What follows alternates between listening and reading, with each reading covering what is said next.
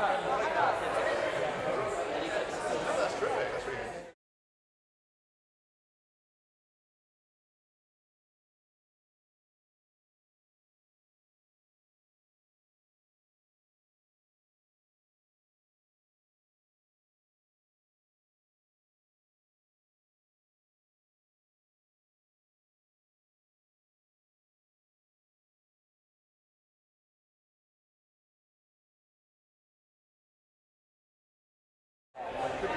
Yeah, it should be. It should be. It has to be.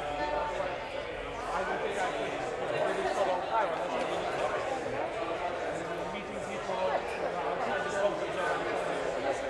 Very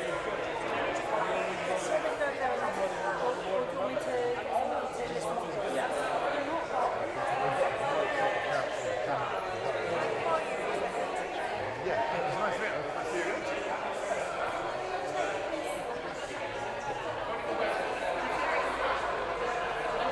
It's the volume up. It's the same after the same, so you'll be able to Do you want to do a Okay, that's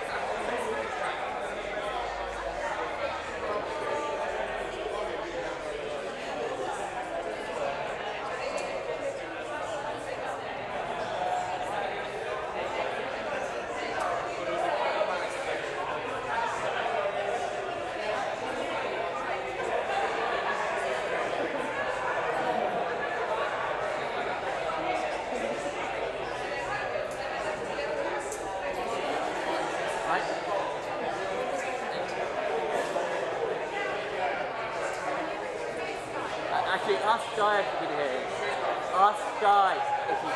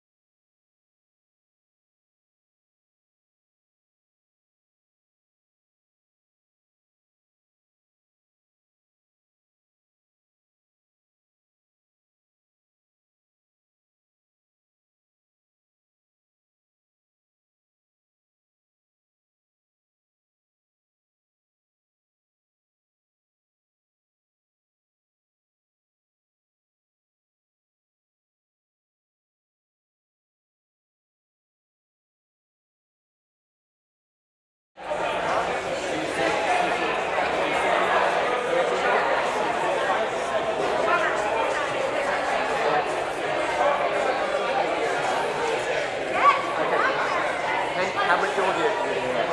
Quite a bit.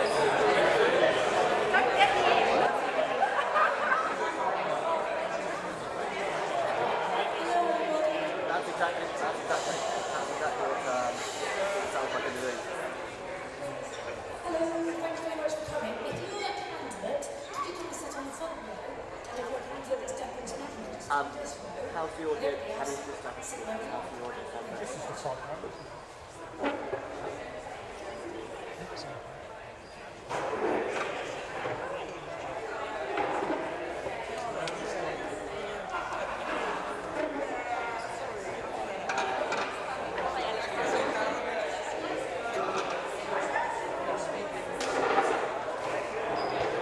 Yes, I know.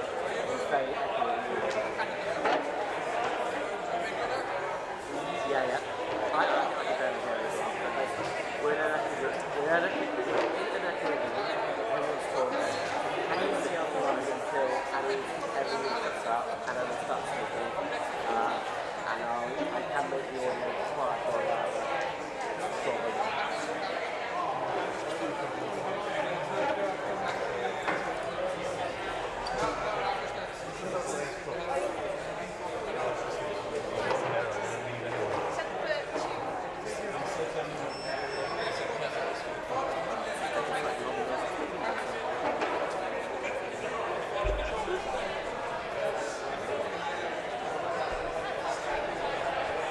Yeah, yeah.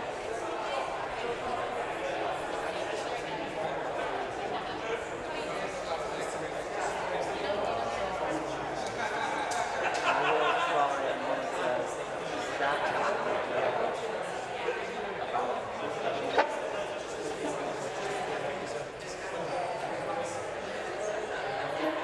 yeah, basically I just can't, because it's so loud in here, I can't hear myself. So it's like, yeah.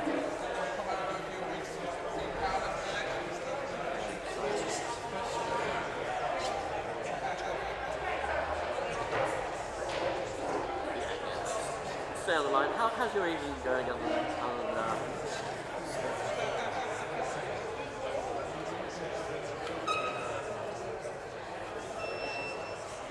Cool.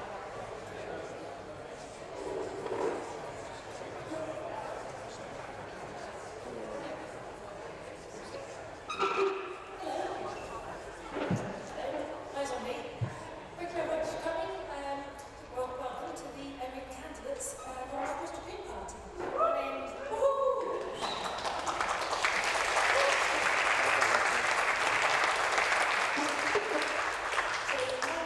I'm councillor for Central Ward and I'm co-coordinator of Bristol Green Party, which I want you sat there at the back. I'm setting this up as well. Everyone's very enthusiastic about being here. Okay, so quick bit of housekeeping. If you can't toilet, they're down that long corridor there. They've got both our alarms planned. So if the alarm does go off, if I'm screaming from the building with all of your stuff, through those doors we can.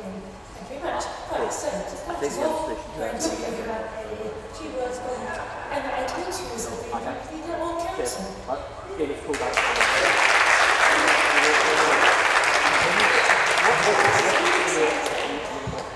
So, you've often heard the phrase, one green makes all the difference When you see me put in it the on the room. microphone. And that phrase is often attributed to our one MP in Westminster. So, I think it's fair to say that having 25 greens in the room has made quite a difference so far.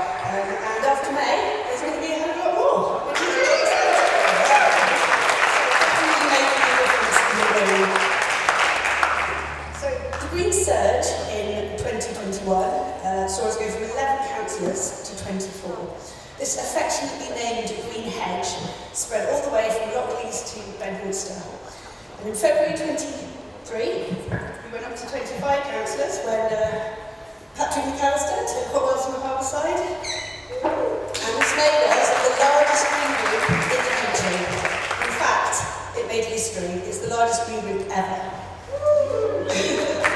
I'm so proud of what the group has achieved over the last 3 years, holding the administration to account and working tirelessly for the residents of Bristol. Councillors have worked hard in their wards, and it's not all just parking, potholes and dog poo. We have councillors like Yasin in Lawrence Hill, who has done an amazing job working for this community in the face of some really serious stuff, fires and Barton House. We've had Heather Mack, who has secured £100,000 worth of funding, she's not here, I don't think, no, for a playground in Rockleys. We've had Green Councillors in Clifton, who led the way on the pedestrianisation scheme, Victoria Street, and schemes like that are now being rolled out across Bristol. We've been doing all sorts, like school streets, we've planted trees, we've saved green spaces, and most importantly, we've connected with communities. So, inside City Hall, we've been pretty busy too. So in City Hall, the Green Group has been doing amazing things over the last 3 years. We've passed 7 different motions, golden and silver, with cross-party support. Motions such as Mohammed and Annie's knife crime motion, David Bullock's Vision Zero motion, and the latest motion, which was Tony Dyer's bringing empty buildings back into use to help tackle the housing crisis. And we've supported other parties' motions as well, on trans rights, bus franchising, and of course, the referendum, which ultimately led us to the abolishing of the mayoral model, and is responsible for us now heading into the new committee system this year. And our councillors have also worked hard scrutinising, questioning, challenging, and holding the administration to account from the opposition benches, and there has been a lot to hold to account. But we're just getting started. We've managed all of this from opposition, and now, as we go into the elections, we know we will have more influence, more chances to represent our residents, and more say in how the city is run. We know a Green-led administration will be more collaborative, and we will put communities at the centre of decision-making. We know we have values that are rooted in social and environmental justice. And thanks to the collaboration of councillors and candidates, we have an exciting manifesto coming that all the people of Bristol can get behind. It's amazing to see here an experienced group of councillors, an incredibly impressive slate of new candidates. And I know you're all working so hard, door knocking, leafleting, and engaging with your communities, and I promise you it's going to be so worth it. It's been amazing to get to know the new candidates and see all the fantastic work that you've been doing in your wards. How enthusiastic you've been at our strategy days and how much effort you're putting into this campaign. And the councillors who are responding have been incredible at working hard, campaigning while still working on this transition, and as well as keeping up with their ward work and council business. So you should all be very, very proud of yourselves for being selected in the first place, because this really is an elite slate of candidates. It's a really brave thing to do, to even put yourself forward as a candidate. It takes a lot of work, a lot of vulnerability. So I want to wish everybody the absolute best of luck. But before I go, I want to give a massive, massive thank you. So to all of the candidates, to all of the staff members, to the management team, to Annie, who put this event together. To Annie, who put this together.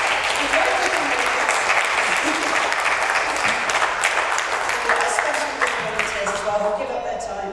Every door knocked, every leaflet delivered is a step towards getting us elected and our goal. So I have a feeling that in a couple of months we're going to be making history again. Thank you.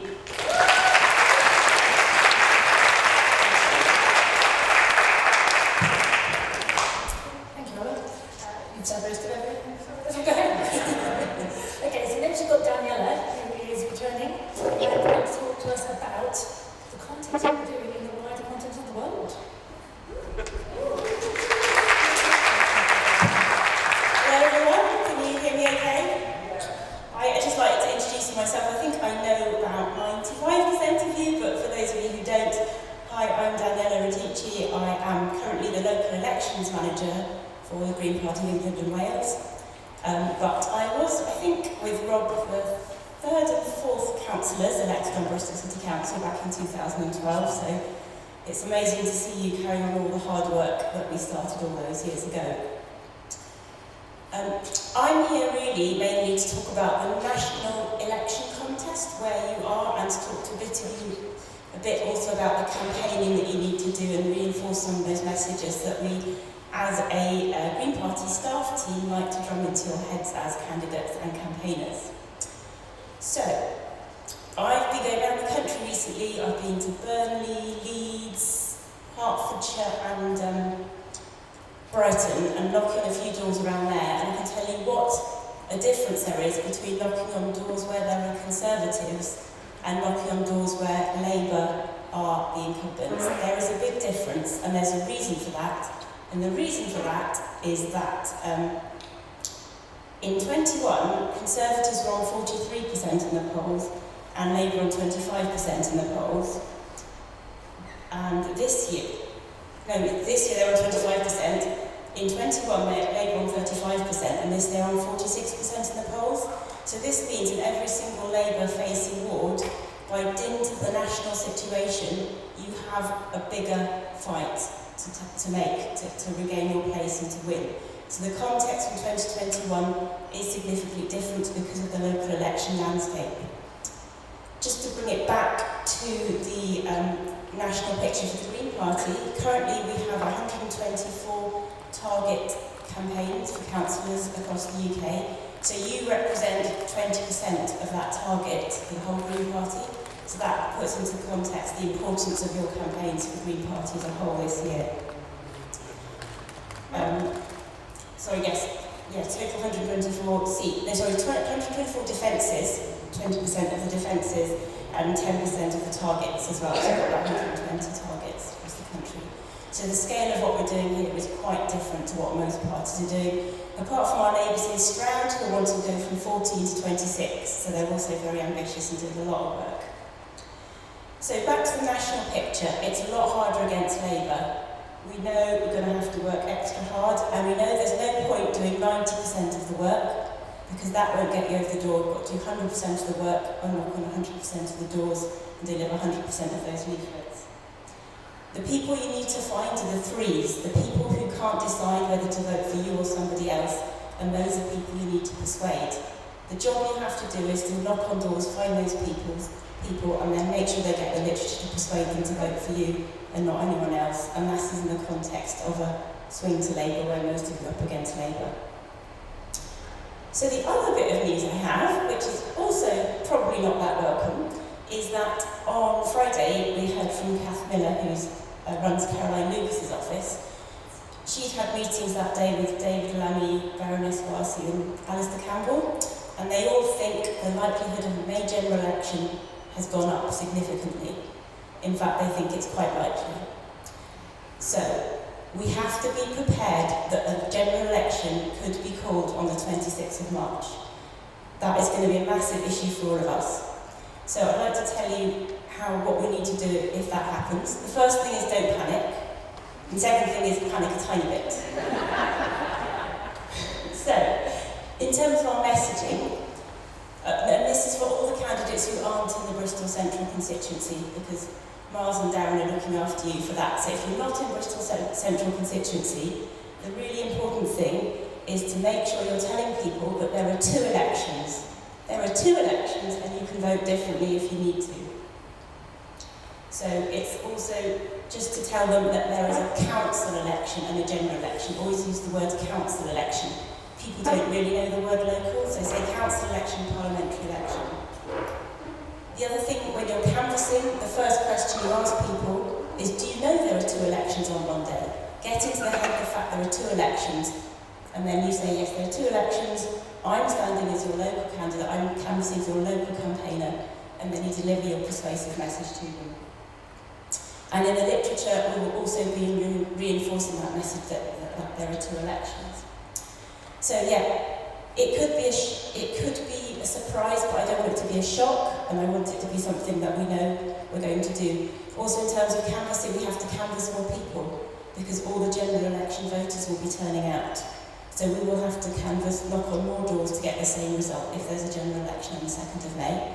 We're all hoping that won't happen. We want to spend longer campaigning to get Carl elected, and we want to have just local elections, but it could happen. So I want you to be prepared. Thanks.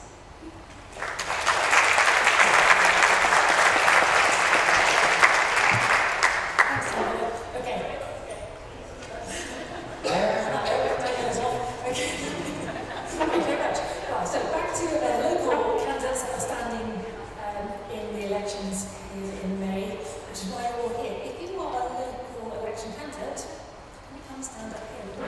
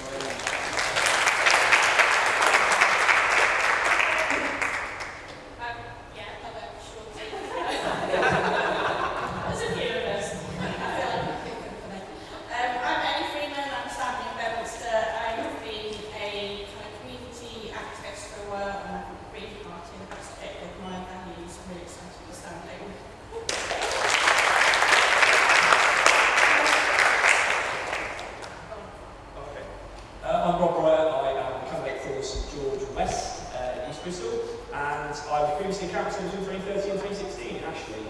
As Carla said, I was George III, both got elected at the same time, the councillor at Bristol. So looking forward to trying again and seeing if I can win some good results.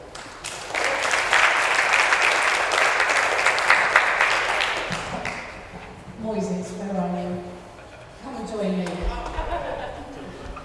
Do chief the glass of wine. Joe, you read? Yeah, brilliant. So, between the three of us, I am Mary Page, and I have...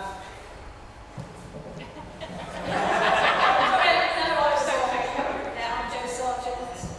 I'm Moses Hampton. And we are standing in Avonmouth and Lawrence Weston. Last time round in 2021, Jo came 16 votes short of being elected. She was a Labour councillor there previously.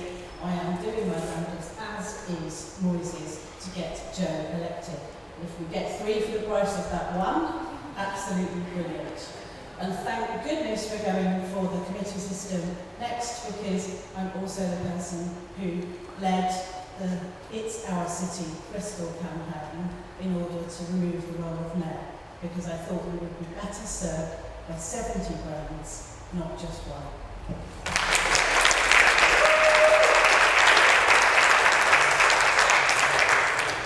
Hi, my name is Nassim Talukar.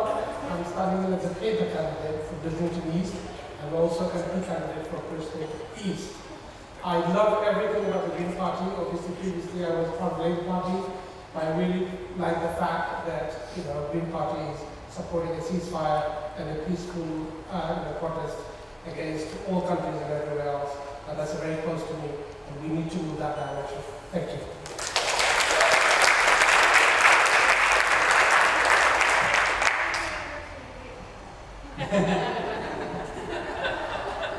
Hello, I'm Cal Haywood. This is Toby Wells, and we are the candidates for Noel. Hi. I'm very happy to be standing for Noel and was convinced to join the party after working with some of the fantastic councillors who are already sitting. So thank you guys for convincing me.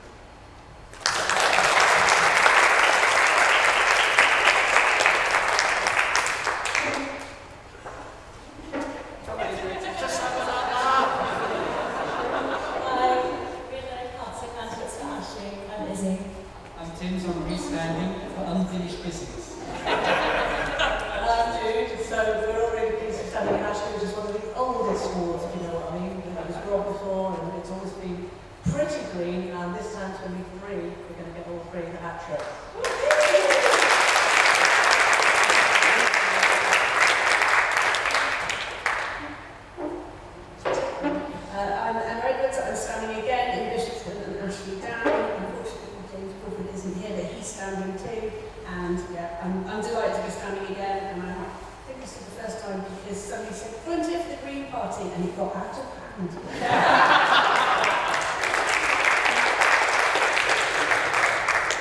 Which is, I'm sure, a really unique experience. Well, I'm Guy Bonnet, Councillor for Cotton, and standing again, my colleague would like my hand and colleagues, apologies you couldn't make it tonight, but look forward to seeing all of you on the summer. Moving forward, cheers. Hi, I'm Sivasis Oshalala. I'm running for Central with Annie. I think I joined the Green Party mainly because I saw how community friendly it was. From the first meeting that I got introduced to planning, strategy, and I felt like these guys know what they're on about. And since then, that's exactly what I've experienced, so that was me here.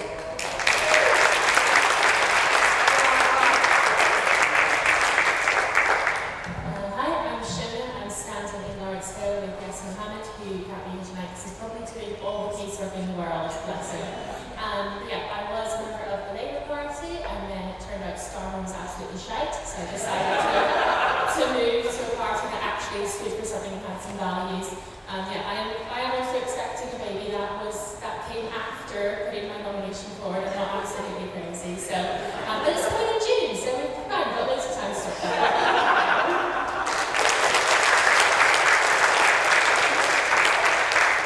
Good evening, I'm Patrick McAllister, as Emma mentioned, I was at number 25, and it's been amazing over the last year to get involved with the Green Group and Council and to see what amazing things we're doing. I can't wait to do even more amazing things when we take control of Bristol City Council after May.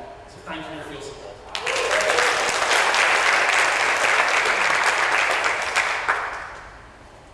Hello, I'm Abby Finch. I'm Cora Levan. We're going to be standing in St George Central. Personally, I joined the Green Party about 2 years ago, just because I was really into everything that it stood for.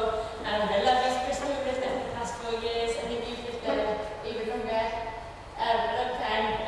Yeah, and I think we both feel that East Bristol has the potential to be so much more, and we really want to put East Bristol on that. And it's a real inspiration to be working alongside Cara. And I feel like, yeah, she's super hardworking, and together, and together I feel like we can make real change for Bristol Central.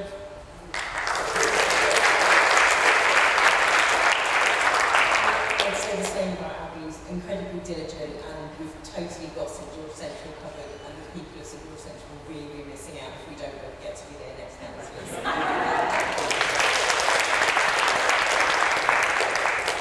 Hi, I'm John Wilson. I'm standing for South Mead Ward, along with Kat. South Mead's been an elected part of Bristol for a long time now. We missed out by 52 votes by election. We're going to take it, we're going to make a real difference there, and we'll get control.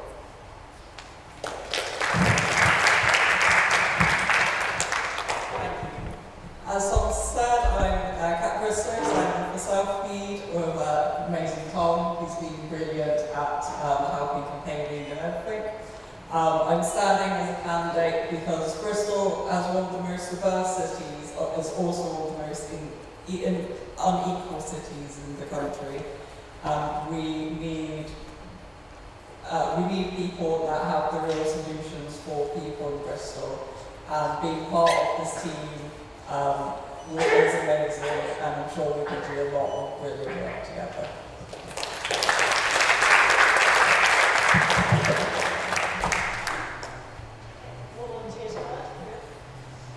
Hi everyone, I'm George Kirschmann. I'm standing for Linda with Serena, unfortunately she can be here tonight. Thank you.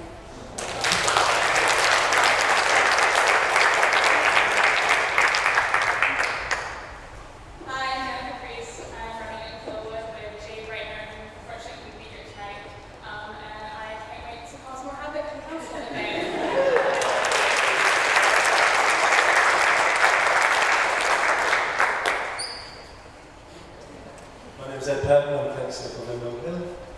And I'm Lisa Stone, and I'm the other councillor for Windmill Hill.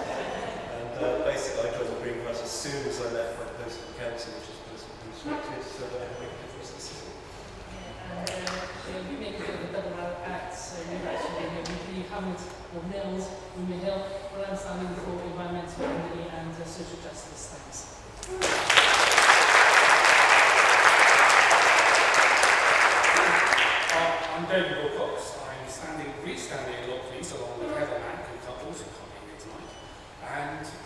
The reason why we're restanding is that we feel we can affect a bigger change towards these under a green-led council than a Labour one, funnily enough.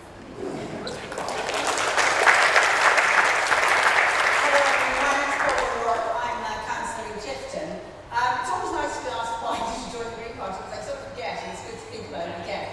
And I joined the Green Party because I've been very disaffected with the two major parties because of their self-interest. I also read an article in about 2014-15 by Bernie Sanders in the New Yorker, and he said what we need is political parties who do the right thing for its own sake, not for the party's sake, and not for anything like that. So I looked around and I saw the Green Party and I said, right, I'm going to move over. I phoned up looking for a poster, and a year later I was elected. So I'm very pleased as well that the first administration was Jerome and Paula on the bandwagon. We had a bicycle, a tandem. We cycled around shouting, Jerome and Paula working in tandem for Clifton. So Jerome is standing again, unfortunately can't be here tonight, but we're getting the band back together.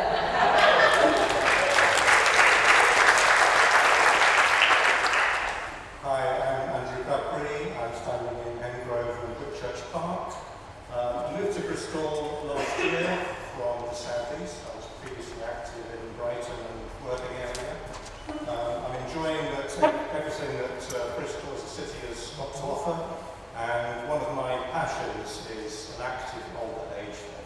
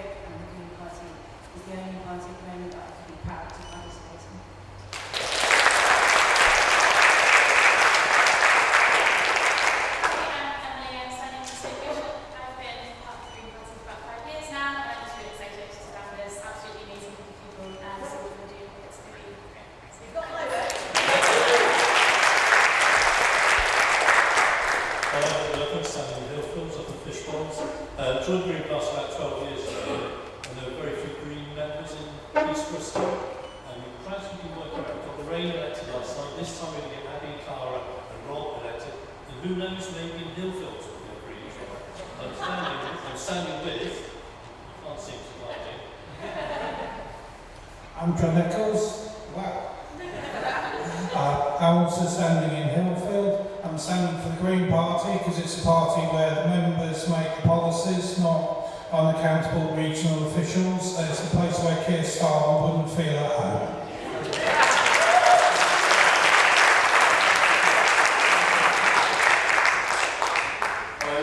I'm Sam. I'm standing as a candidate in Hartlepool with Charlie and Dasha. Hello.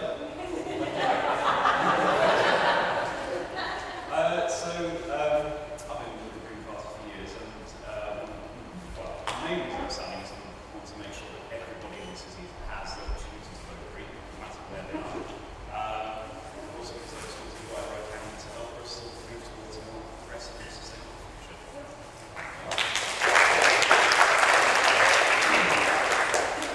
And I'm Charlie, and I've stood in 25 elections and lost 22 of them.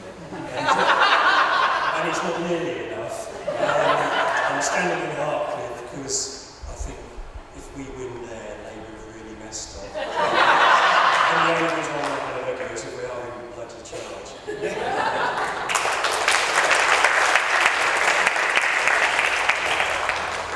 Hi everybody, my name's Tony Dyer. I didn't wait until last because I wanted to be a Queen McDonald, because I was hoping my other councillor, the #1 councillor for Southfield, Christine Townsend, would be here, but she's at the moment over at City Hall putting the fear of death into Labour administration at the moment. I'm sure she'll join us later on.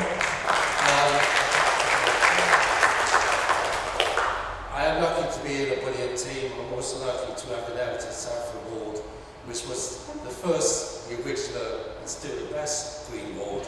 Thanks to Charlie getting elected back in 2006. We want to keep Southfield green, we want to make the west of Bristol green, and there was a comment about we developed a green hedge in 2021. We now want to make that a green blanket right across the city. Thank you.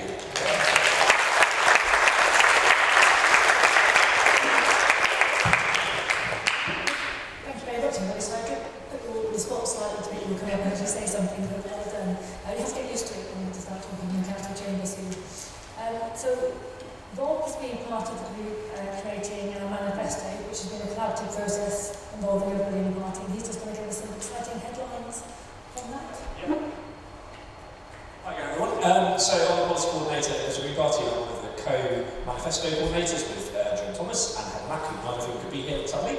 I just wanted to give a quick overview of what we've done as Bristol Green Party in terms of the policies, the manifesto. So we decided in about November, our AGM, that we wanted to have a manifesto, and there would be some people to oversee it. So we had some co-chairs elected, that was me, Joe, and Heather. And then we got a manifesto working group together to look at how we're going to do it. The Green Party does these things democratically, as has been mentioned already today. So we actually can really be proud of that fact that all of the policies that we're going to put together, that we're going to put out to the public, have been thought about by members. They haven't been sort of, come from on high or, suggested by our party leader, even though our party leader, weirdly, is a Bristol City Councillor. So, she has helped, of course, but she has one voice like anyone else. So, I just want to say also that we focus a lot on target to win, to get our councillors elected, our MPs elected. We want to focus on specific areas. And those issues that people bring up on the doorstep, that you hear about in the local community, are absolutely vital. We've had so much input from those communities into the manifesto process. But at the same time, if we get elected and we haven't got anything that we're actually standing for, we've got specific ideas that we want to deliver, obviously that's a little bit of a waste. We want to make sure that we're making the most of that, and we're potentially going to become the administration of Bristol. So, just to give you a quick recap of the top 5 policies that we selected in January, our policy and ideas meeting. So these are the top 5. There's a load of others that are going to be in either the manifesto, or we've got another sort of extra directory of policies that we're going to keep on the back burner. So we have these 5. Here we go. Make public transport an easy choice for everyone by restoring and expanding routes, pursuing a realistic mass transit option, and taking control of our buses through franchising. So there's a first-class, affordable and reliable service that becomes more people's first choice for travel. Big cheer. Big round.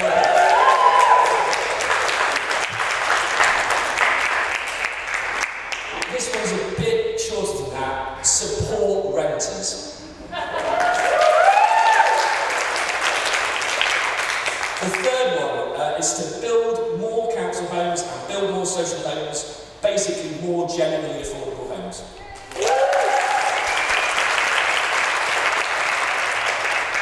The fourth one is we will rebuild trust in the council with real consultation, listening to those impacted.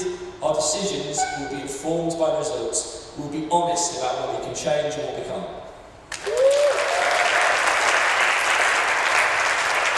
And the fifth one is we want to help people make climate-friendly home improvements investments. For example, speeding up planning permission for solar and heat pumps and other retrofit initiatives.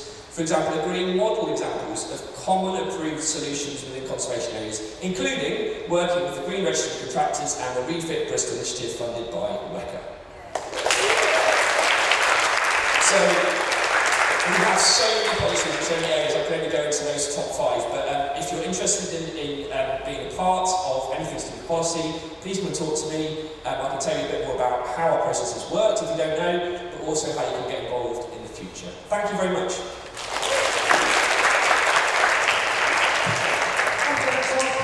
So then Charlie's going to tell us about how we're going to put all that into practice for an exciting clean future when we're in charge of the world of what's known as Bristol City Council in a few months' time.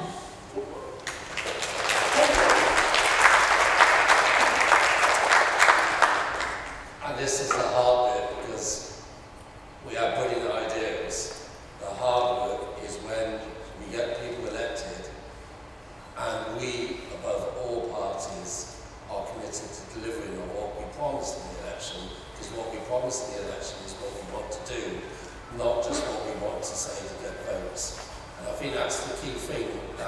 increasingly separates the Green Party from almost every other party. We're interested in what's good for people, what's good for the planet, and what's good for this city, not just what's good for the ballot box. So that means also that all of you have to work that area hard, as Danica said earlier, because we're not just going to tell people what they want to hear, we're telling people what they need to hear as well. So, what will a green future look like? I don't have a crystal ball, but what I do know is, from my experience of working with Greens for quite a long time, I joined the Green Party in 2008. When I joined the Green Party in 2008, Charlie still had hair, Jeff had less of a build, but the values have stayed consistent throughout that time. We know what we are about, we know what our values are, we know what we stand for. And those values do not change with the swing of a weathercock. We don't change what we want to do based on what the latest polling paper says. We don't change what we want to do because Mr. Starmer's woken up one morning and listened to what Rishi Sunak has said and decided he needs to change his entire policy and to have a £28 billion for the climate change, which wasn't enough to begin with. So what will a green future look like? What's touched on some of the things that we want to do? We want to deliver mass transit, but it has to be mass transit that's actually for the masses, not just for some underground fantasy. We want to deliver homes that people can afford, but they need to be the right homes in the right places.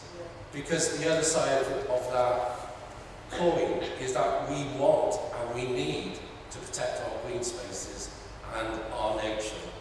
For us, protecting our wildlife spaces is not a photo opportunity where we stand behind the banner.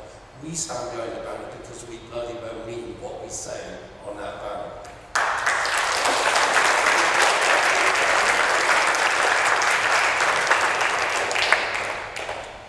It's also about being prepared, not just to challenge what is happening, not just to stand up for what we think is right, but also being prepared to be challenged by others and to listen and to be willing to accept when we have made mistakes.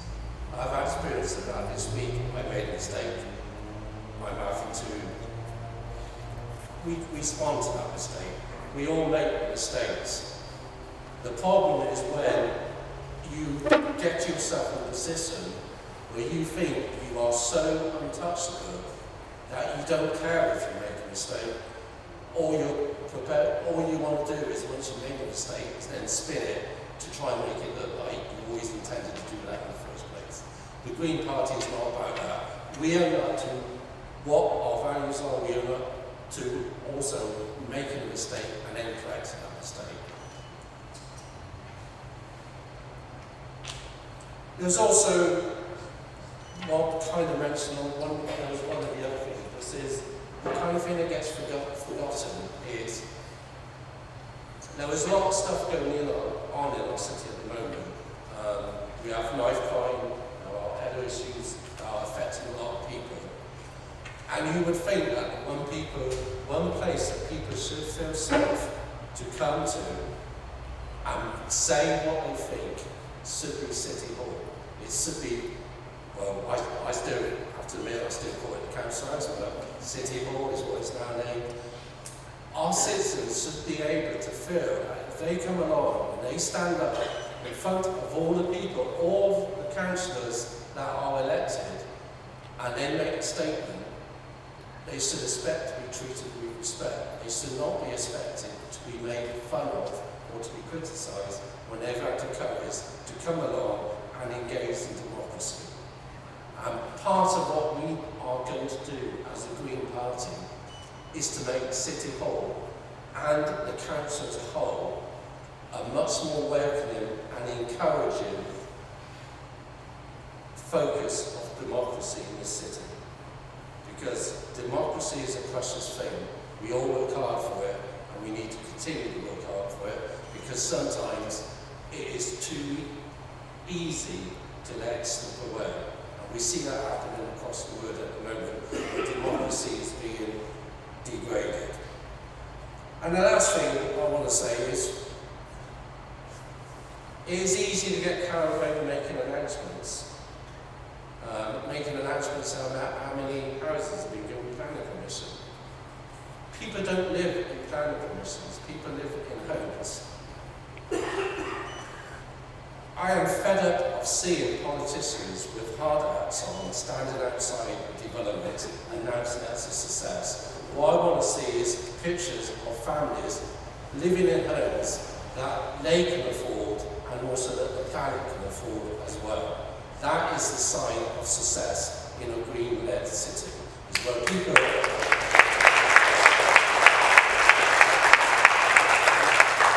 not only have somewhere to live, but somewhere they can call a home, and in somewhere that they can call a community, and where they feel they are part of this fantastic city of ours.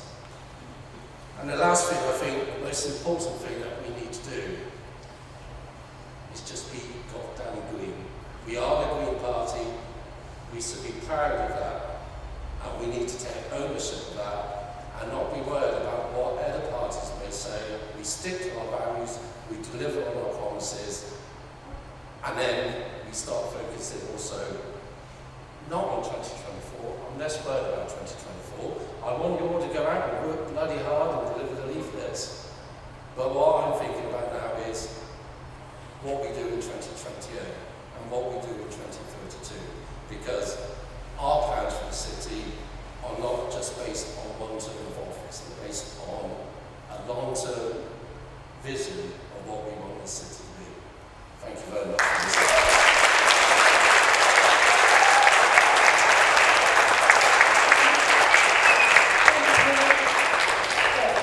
And that all sounds amazing, right? So how are we going to get there? How can you help us do that?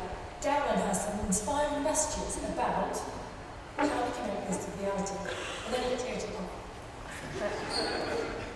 Thanks, Annie. Thank you everybody for coming. I was asked to do this a moment ago when we sat down, so it's a little off the cuff.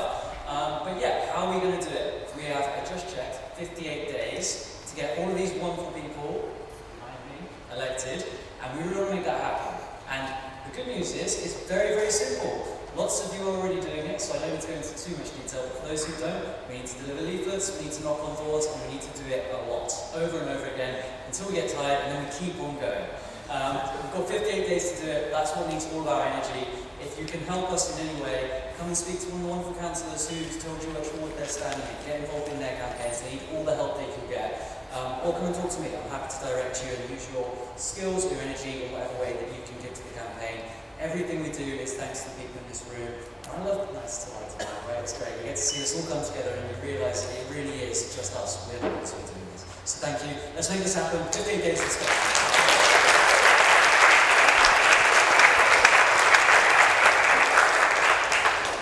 58 days does sound quite highly close. So thank you so much for coming. It's really appreciated that you've come out. It's quite cold out there. I do have some additional thank yous. So first off to Chloe and Moss from Bristol Aquarium for enabling this to happen. Very short notice. Thank you very much to that.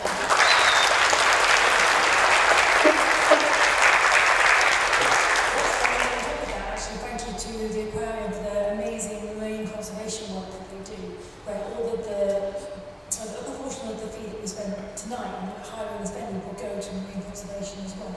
So by being here, you're helping an even bigger picture than just here on Bristol.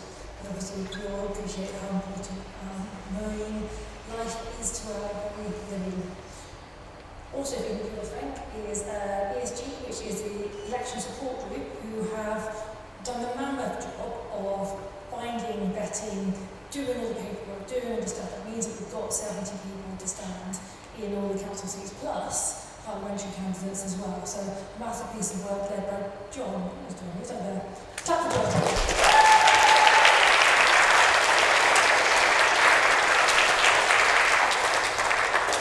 And to the campaign team, you've just heard from Darren. Headed up by Miles, who's now disappeared. Also we have Frank on the team, and in the wider staff team we have Steve over there, and Guy, who's also disappeared somewhere, and and Tilly, who's on the camera. Hi, you.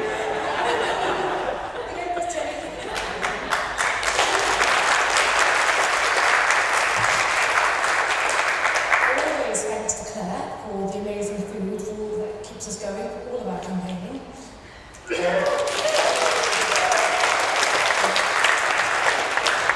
Thank you to Bob, who's out on the run now in that direction, just as he was about. Come back, I want to say thank you. Thanks for the photographs, Bob.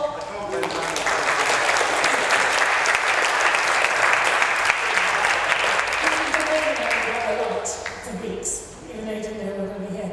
And thank you to Dan for doing the live streaming, so you'll be able to catch up on this and watch it again and again and again on YouTube for years to come. And thank you to everybody who's a candidate for putting yourself forward, for putting in all the work that it'll take to get elected. And thank you to all the councillors, current and previous, for making this possible as well, and to all the members for coming and helping us, because we couldn't do it without you. Remember, councillors aren't just for elections, they're for life.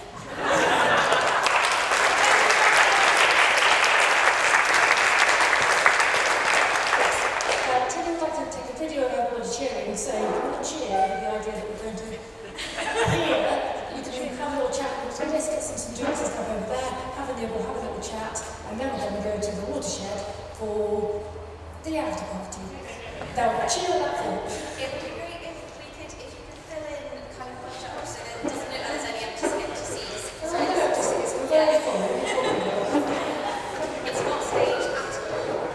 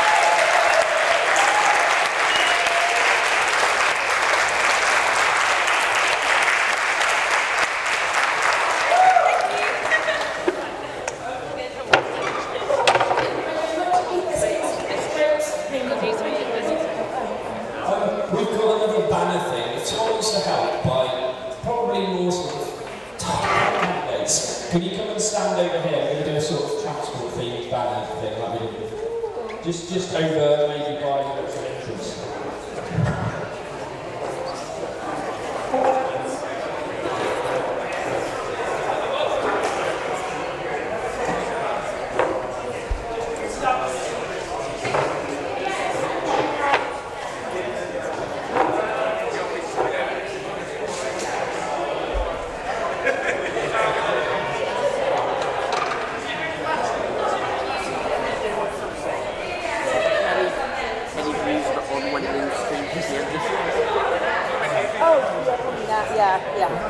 Yeah, nobody wants to see people chatting. Stuff in their face.